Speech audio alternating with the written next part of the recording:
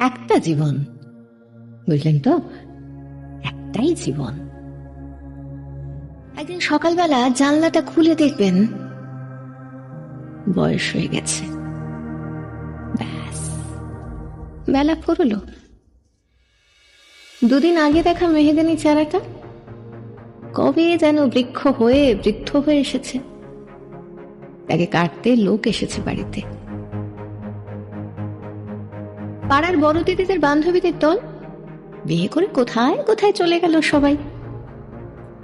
সারাবেলা কাঁদতো যে বৃদ্ধ লোকটা, তাকে সবাই মিলে কাঁধে করে নিয়ে চলে গেল একদিন।